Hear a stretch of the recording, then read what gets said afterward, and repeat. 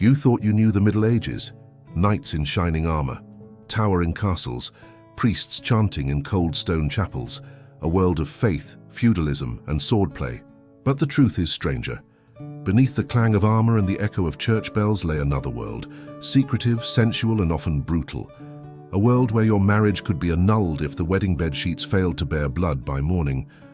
Where priests who preached celibacy by day sometimes crept through monastery walls at night. Where public bathhouses smelled not only of steam and soap, but also of lust. This was medieval Europe, a society at once pious and shameless, repressed and inventive. And in this story we will journey deep into its hidden chambers to explore the sexual customs that shocked, amused, and terrified those who lived 1,000 years ago. Our journey begins with an obsession that defined much of medieval sexuality: virginity. Imagine you are a 15-year-old noblewoman in 12th century France. You have been raised not for love, but for alliance. Your marriage will tie your father's lands to those of another lord. Dowries are negotiated, inheritances calculated, alliances sealed.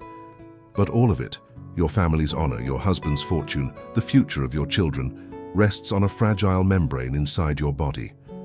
The hymen. Medieval society treated virginity not as a private state of being, but as a public commodity, subject to inspection, judgment, and dispute. Chroniclers and legal records reveal a practice both humiliating and chilling: the premarital virginity test.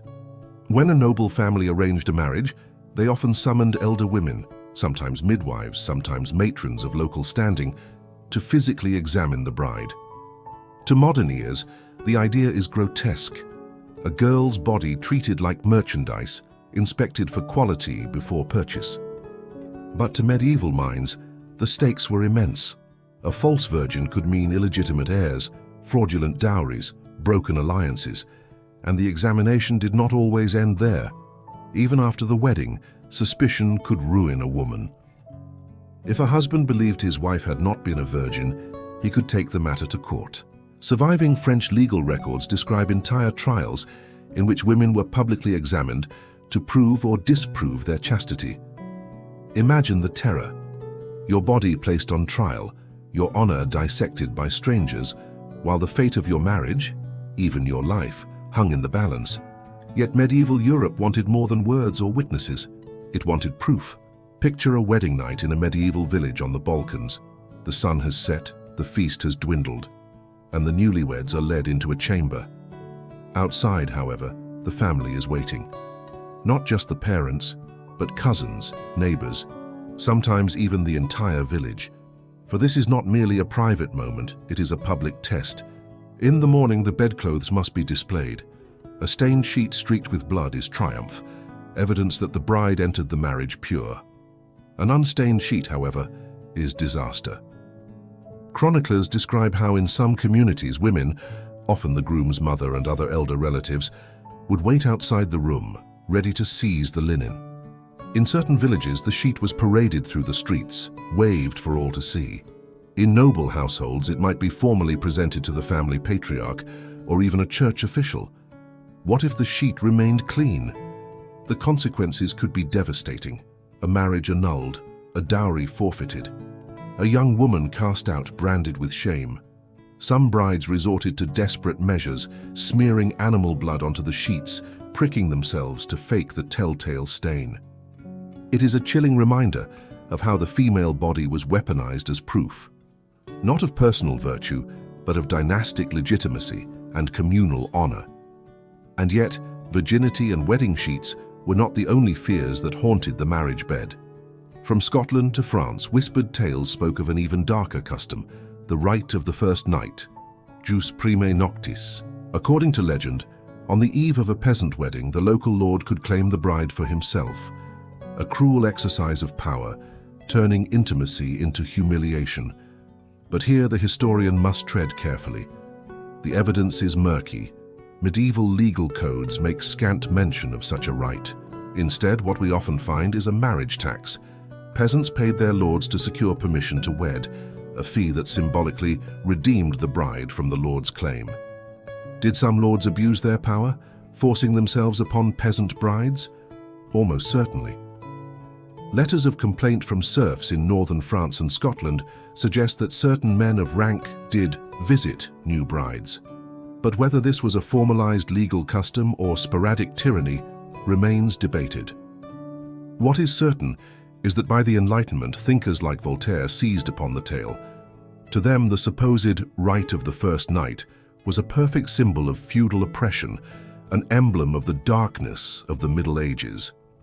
Whether legend or reality, the story of Jus Prime Noctis has endured, not because of its frequency, but because of what it revealed, the terrifying power imbalance between lord and serf, man and woman, ruler and subject. If the noble hall and peasant hut were bound by rules of chastity, where then could desire escape? Paradoxically, behind the very walls of the church, the official teaching was strict: celibacy for priests, chastity for monks and nuns. But reality was far messier. Records from 15th century France tell of abbots fathering children with multiple nuns under their authority. In Italy, investigations uncovered monks scaling convent walls under cover of night. In some cases, convents became centers of scandal where secret pregnancies ended in hidden births. And these were not isolated cases. Court documents speak of same-sex liaisons among monks, clandestine affairs between nuns, and clergy frequenting brothels. The very severity of the Church's condemnation ensured that every scandal became fodder for gossip and satire. French fabliaux, comic tales told in taverns, often featured lustful friars and amorous nuns. Italian novelle, like those of Boccaccio, delighted in mocking the hypocrisy of those who preached virtue but practiced vice. It is important to remember, such behavior did not mean every monastery was a den of sin. Many lived lives of genuine discipline. Yet the very existence of these records reveals that medieval sexuality could not be fully caged, not even by stone cloisters and sacred vows. Outside monastery walls, the habits of ordinary people could be equally surprising. To us, the idea of sleeping nude may sound modern, but in the Middle Ages, it was often expected. Couples were encouraged, even by moralists, to share their bed without clothing, as a symbol of unity in marriage. Practicality played a role too. Most houses had a single heated room, if any. Families, sometimes with several generations together, shared beds to survive cold nights. There was little privacy. Warmth was drawn not from fireplaces, but from the press of bodies. Nightclothes, as we know them today, barely existed before the later Middle Ages. Inventories list tunics, cloaks, cloisters of linen, but rarely garments for sleeping. To go to bed naked was as ordinary then as putting on pajamas is now.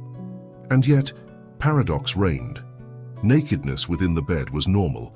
Nakedness outside it was scandalous, forbidden, sinful. To see a bare body in daylight was rare. To share a bed in darkness, common. For much of the year, medieval Europe was bound by restraint, rules of fasting, confession, modesty, silence. But once a year during Carnival was the festival of inversion, when peasants mocked lords, fools became kings, and sacred order gave way to chaos. Masks concealed faces, and with them, morality. Eyewitness accounts from 15th century Nuremberg describe streets filled with dancers dressed as devils and animals, while men and women chased one another in bawdy games. Songs turned obscene, parodies of hymns roared through taverns. Wooden effigies of phalluses were carried in processions, jostling through the crowd as townsfolk laughed, jeered, and sometimes joined in the playful chaos, blurring the line between spectacle and participation. It was a world where lust and laughter joined hands. Couples who barely exchanged glances on ordinary days now kissed openly behind masks. The confessional booth was powerless in the face of such collective frenzy. The church tolerated it, grudgingly. Carnival was a release valve, a time when society inverted itself so that when Lent arrived, order could be restored. Yet Carnival reminds us, medieval sexuality was not only about repression, it was also about celebration, transgression, and the sheer joy of breaking rules. But the same society that laughed during Carnival could turn merciless when faced with real transgression. Sexual sins, especially those threatening public morality, were punished not in private, but in the marketplace before a crowd. Imagine Paris in the 14th century. A man convicted of adultery is stripped to the waist, beaten, and forced to march through the streets holding a torch, his shame broadcast for all to see. In some cases, adulterous couples were paraded naked, tied together back to back, jeered at by townsfolk. Homosexuality, though variably punished depending on region and century, could lead to death by fire.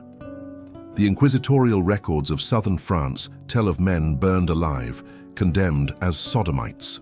Women too could be tried, though the documentation is scarcer, perhaps because lesbian relationships were less visible to authorities, but not all punishments were fatal. In Venice, women accused of prostitution without license were made to ride donkeys through the streets, faces smeared with ashes. In parts of Germany, men caught visiting brothels illegally were forced to wear symbolic costumes, horns, tails, mock phalluses. Medieval justice understood something modern law rarely employs: punishment as theatre. The shame was the sentence, the crowd was the executioner, and sexuality, so bound to honor and reputation, made an irresistible stage. Yet even these punishments often turned into entertainment. The same community that condemned sinners also mocked them with humor. In French village records, we read of charivari, noisy mock parades staged when someone violated sexual norms. If a widow remarried too quickly, or if a husband was suspected of being dominated by his wife, the neighbors would gather with pots and pans, banging and shouting outside the couple's home all night. They sang obscene songs, imitated animals mating, ridiculed the pair until shame or bribes silenced the mob. The message was clear: sexuality was not private. It belonged to the community. Your bed was your own, but its honor belonged to the crowd. If punishment revealed the cruelty of society, the bathhouse revealed its temptations. In medieval cities, bathhouses were not merely places of hygiene. They were social hubs, where men and women bathed together, ate, drank, and flirted. In Paris, bathhouse keepers advertised feasts by the water.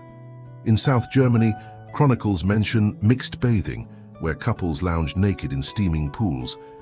And with steam came suspicion. Preachers warned that bathhouses were dens of sin. Moralists called them gateways to lust. City authorities complained that many bathhouses doubled as brothels. Yet they were enormously popular. Even kings indulged. In Nuremberg, wealthy burghers rented private rooms in bathhouses for parties that lasted until dawn.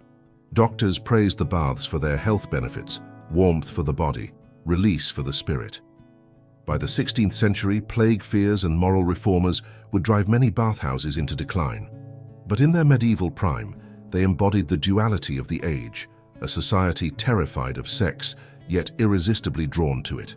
The medieval church insisted that every sexual act must be open to life. To prevent conception was not only forbidden, it was heresy. Yet, where there are rules, there are ways to break them. Hidden in medical manuscripts, midwives' manuals, and even cookbooks, we find the traces of medieval contraception. Some remedies were practical, or at least seemed so. Women were advised to drink potions made from pennyroyal, rue, or juniper berries. These herbs were thought to cleanse the womb and prevent pregnancy. Pennyroyal tea was especially popular, though dangerously toxic in high doses. Other methods were almost ritualistic. Records mention amulets made of hare's testicles tied around the thigh, or the wearing of magical stones said to repel conception. Some women carried pieces of coral or lodestone, whispering charms as they placed them near the body. Barrier methods were attempted too. In certain manuscripts, we read of cloths soaked in vinegar or honey, inserted before intercourse, crude precursors of the modern diaphragm. None of these methods were foolproof. Many were harmful. But they show us something important. Medieval people were not passive in the face of sexuality. They experimented, they improvised, they resisted.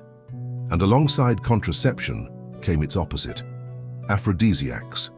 Recipes promised to inflame desire using onions, mustard, ginger, or even powdered beetles. A man might drink wine infused with animal genitals, believing it would restore virility. A woman might be fed sweets laced with cinnamon or saffron to awaken passion. Here, medicine, magic, and sexuality intertwined. Science was still embryonic, superstition filled the gaps. The bedchamber was as much a place of ritual and experiment as it was of pleasure or duty. Despite prohibitions, sexuality was never entirely silenced. It erupted not only in scandal but also in laughter. The fabliaux, comic tales from medieval France, painted pictures of lecherous priests, lusty wives, and gullible husbands. In these stories, a monk might trick a woman into bed by claiming it was for her soul's salvation. A wife might outwit her jealous husband by hiding her lover in a chest, or convincing him that adultery was a holy duty. These tales were vulgar, obscene, and wildly popular. They remind us that medieval people did not speak of sex only in whispers of shame. They also joked, laughed, and mocked. And behind the humor lay a coping mechanism. When society punishes desire with fire and humiliation, laughter becomes rebellion. Jokes about lustful priests were not just entertainment, they were veiled criticisms of the hypocrisy surrounding sexuality. But laughter had limits. In the later Middle Ages, as fear of witchcraft grew, sexuality once again became a weapon. Witches, authorities claimed, seduced men with charms, stole their virility, and copulated with demons. Manuals like the infamous Malleus Maleficarum accused women of stealing men's genitals through magic, rendering them impotent. Testimonies from witch trials reveal grotesque fantasies. Sabbaths where witches kissed the devil, orgies with spirits, unholy unions beneath the night sky. Behind these accusations lay anxiety. Sexuality was powerful, unruly, and what in a patriarchal society feared most when wielded by women. Witch trials became another way to control the female body, branding natural desire as supernatural threat. Thus, even in its darkest expressions, medieval sexuality remained bound to power. The power of men over women, the church over the laity, the community over the individual. We have wandered through the bedchambers and bathhouses, the cloisters and carnivals of the Middle Ages.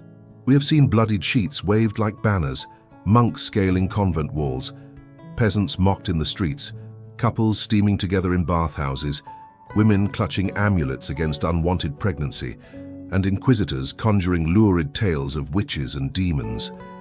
It is tempting to see the Middle Ages as simply an age of repression, 1,000 years of silence where the church crushed desire and fear ruled every bed. But the truth is more complex. Yes, medieval Europe feared sex. It legislated it, punished it, cloaked it in rituals of shame. Virginity was commodified, marriage was policed, deviants could be burned alive. And yet, at the same time, medieval Europe could not stop talking about sex. It joked about it in taverns, parodied it in carnival, painted it in marginal doodles on sacred manuscripts. It sought out potions and charms, experimented with herbs and rituals. It turned the most private of acts into public theatre, and the most sacred vows into bawdy laughter. The Middle Ages, in truth, were not an age of silence, but an age of contradiction. Sex was at once sin and necessity, shame and celebration, duty and delight. It was feared, controlled, ridiculed, punished, and yet endlessly pursued. And perhaps that is why these stories still fascinate us. They remind us that sexuality is never just biology. It is culture, power, fear, hope. It is how societies reveal what they treasure and what they fear most. The knights and castles of popular imagination may define the surface of medieval life, but beneath the armor and stone lay a different world, steaming, laughing, whispering, trembling. A world where desire, no matter how repressed, always found a way. The Middle Ages were not dark nor light, they were human, and their secrets of the bedchamber still echo half a millennium later.